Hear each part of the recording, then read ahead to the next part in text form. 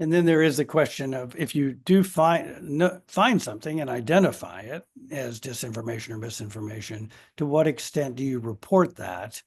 I think you talked earlier when we were talking about, the danger of platforming disinformation. It's a huge problem, and it depends on the prominence of who's saying it. And yeah, it's a it's a hard decision. I have changed, though, I would say, in the last month, as there has been so much sort of black and white disinformation about basic issues, what's happening in the border, what's happening in Ukraine, how much support has the U.S. given Israel, what are Haitians doing in certain towns in Ohio, that if it's become part of the political discourse, I'm more inclined now to do that story rather than to ignore it. People are seeing it. Social media is driving a large, a high percentage of Americans' news intake, and I think we'd be foolish to ignore it. And Gordon, you talked about the sophistication of some of these efforts. Can you talk a little about what NewsGuard is doing, what it can do, what it does for people who don't know what NewsGuard does? Yeah, so NewsGuard does two things. We use apolitical criteria of journalistic practice to rate the trustworthiness of news sources. We rated about 30,000 news sources, websites, social media accounts, YouTube channels, etc. And we also maintain what I think is the largest database of provably false claims that are spreading online.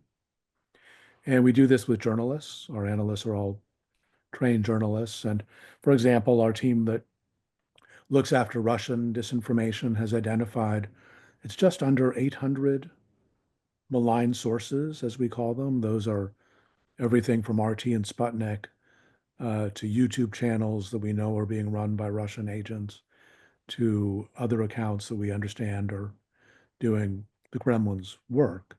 There are only about 800 of them.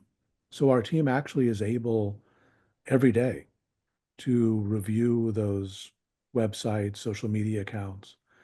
They understand those environments like a overseas correspondent would. And when they see a new narrative, a new claim, they ask, I wonder if it's really true that Vladimir Zelensky bought an estate from King Charles. I wonder if it's true that he bought a Tuscan villa from Sting. I wonder if it's true that he bought 2 yachts. I wonder if it's true that he bought Hitler's favorite Mercedes. That one, by the way, was published last night. So our team of analysts are on top of these issues.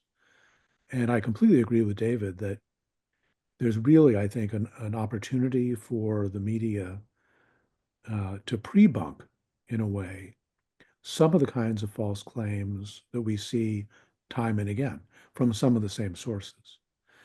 And there's all kinds of data that say that people really don't want to share claims that are not true. Uncle Willie doesn't want to be sharing crazy conspiracy theories if he understands that they're not accurate. But of course, it's become very difficult in the information environment we're all living in. Very difficult for NBC or any individual media outlet to be able to correct everything.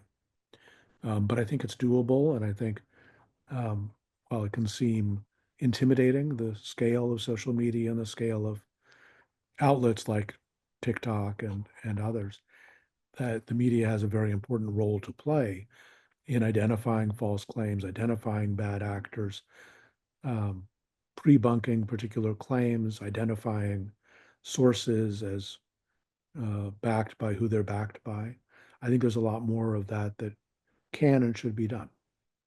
I think Bill Holstein asked a good question in the chat, but on TikTok. But before I get to it, I wondered if either of you felt that there are so many fact check websites and outlets now, and speaking of the information environment being very crowded, do you have any sense that there's a little bit of fatigue And, because it wasn't that long ago that there were really just one or two, and people knew, oh, go to that one, and then you can tell your uncle that thing he's spreading is not true. Now it's a little bit harder, and people have to then assess those and their credibility. I just wondered if that's a challenge. I think we're better off with more efforts in this area. Having said that, one of the biggest challenges that we faced at NewsGuard in doing this kind of work was, how do we make ourselves trusted? What are we partisan on one side or the other? Do we have some agenda? Are we unfair to one side or another? So we have very strict rules of apolitical activity. We cite all kinds of authorities. When it comes to fact checking, actually, I think we may be a little bit unusual. We only deal with what we call provably false claims. I think it's more difficult for news consumers to understand sometimes analysis that's presented as fact checks, but might really be more politics, as politics has always been done, or gray areas of opinion.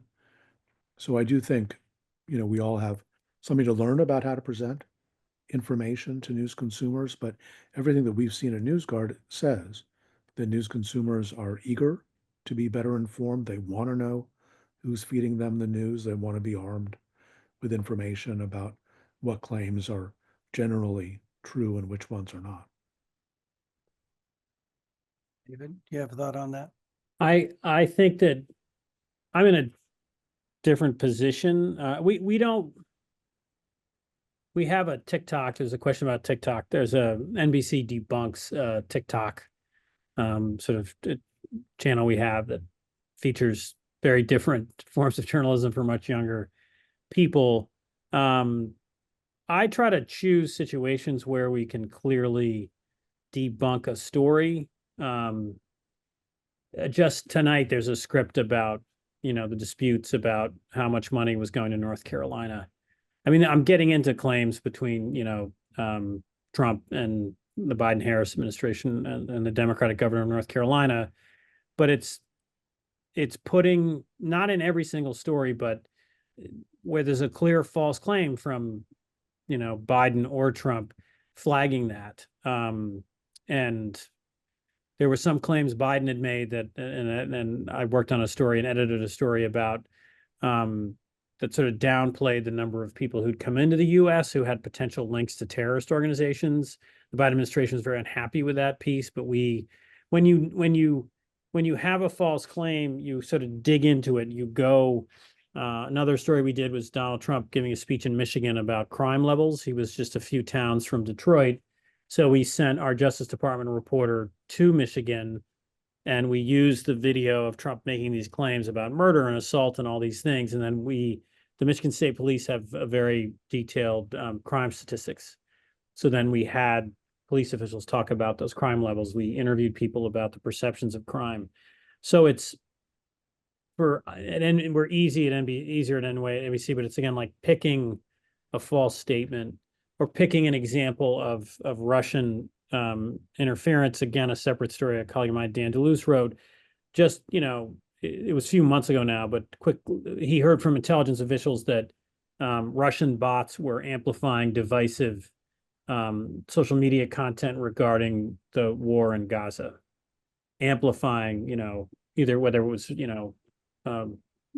pro-Palestinian or pro-Israeli, but just putting out the most acerbic social media material that was out there about the war in Gaza and amplifying it to further divisions in this country. So again, it's like a narrow thing and you debunk it clearly.